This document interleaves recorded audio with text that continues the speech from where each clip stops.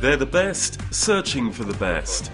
Some of the top names in business on the judging panel of the European Business Awards. This pan-European team's analysis is the culmination of a rigorous 9-month selection process. The European Business Awards is one tough competition. We engage with about 15,000 companies through the year.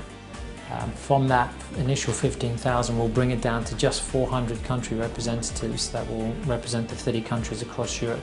From that 400 who are already very successful businesses, we will then shortlist down to the top 100 companies, and they are our ribbon d'honneur recipients. We will select just 10 companies to win the European Business Award. It really is a very, very tough competition. A successful businessman in his own right, Adrian Tripp created the awards in 2007. He believes in them as a force for good, particularly in tough economic times. I think what's interesting about Europe at the moment is that the challenges that we're facing are actually getting us to question what we need to be successful in our business community. What does a good company look like? How do we create innovation and bring that to market successfully? How do we compete with emerging economies? How do we manage all of those particular things in what is, in some parts of Europe, very old and very well-established democracies with very strong bureaucracies and tax systems and social systems which are hard to change and to move? So what we're doing with the European Business Awards is looking into that, just shining a lens actually onto the business community and looking for examples of companies that within our environment are doing really, really well. The growing importance of the accolade is evident in the fact that more than 250 business leaders representing the ribbon d'honneur recipients have made their way across Europe to this year's judging venue in London for presentations to the 51 judges. We look at a broad range of criteria when we evaluate companies for the European Business Awards. Criteria ranging from the company's results, the company's leadership, the company's ethics and values, innovation and creativity, customer focus. Many of these companies are truly innovative. These companies are very committed to sustainability. These companies show great leadership, but above all, I would say, they show great passion. Despite being highly accomplished leaders in their respective fields, the panel have a challenge on their hands, such as the high caliber of the competing companies.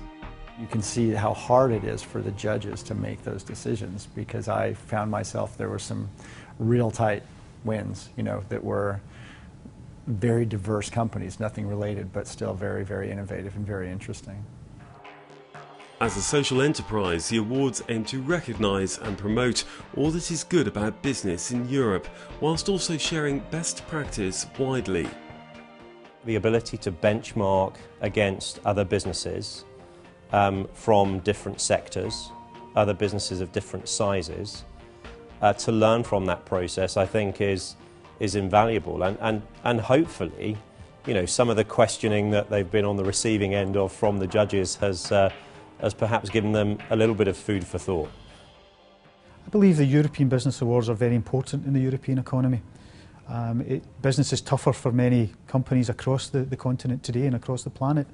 And awards with the credibility and the popularity of the European Business Award, I think, help identify and recognise success, but also help communicate those innovations and those successes to a public who may not be aware of them. The competition attracts a compelling mix of high-profile companies and businesses that are quietly achieving great things.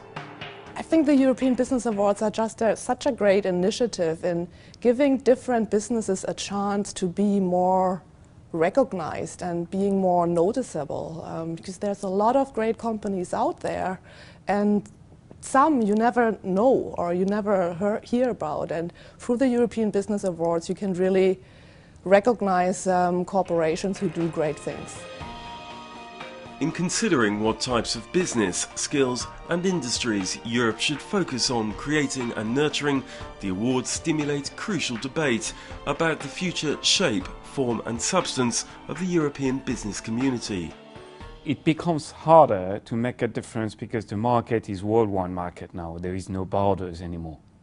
So you have to make a real difference in your products, your strategy, the people you hire and the core team you build around you. If the EU is capable of strengthening its own economic structures to promote innovation and to be competitive on a global scale, particularly in high-tech products, the future prospects will be excellent.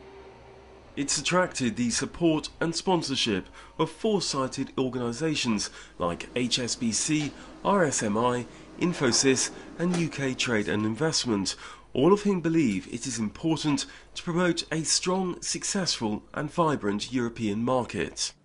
We've been through a difficult couple of years, and we need to hold up some beacons of excellence to businesses, not just in Britain, but right across Europe, to show that there are new ways of doing things which will help them build the strength of their company, not just today, but into the future.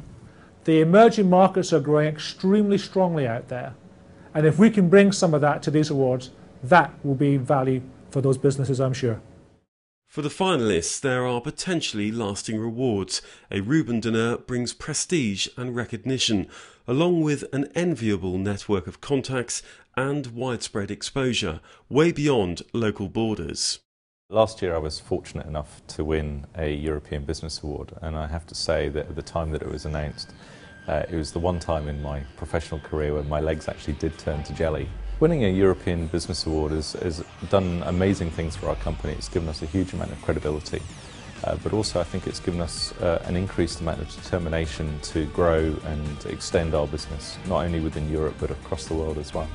If you believe as strongly as I do in the importance of business and its role in society, then being involved in a project like the European Business Awards is very rewarding personally. And actually when you get to the end of the year and you've been able to showcase and you've been able to share with the rest of the business community some of the stories about these companies, then that's actually very satisfying.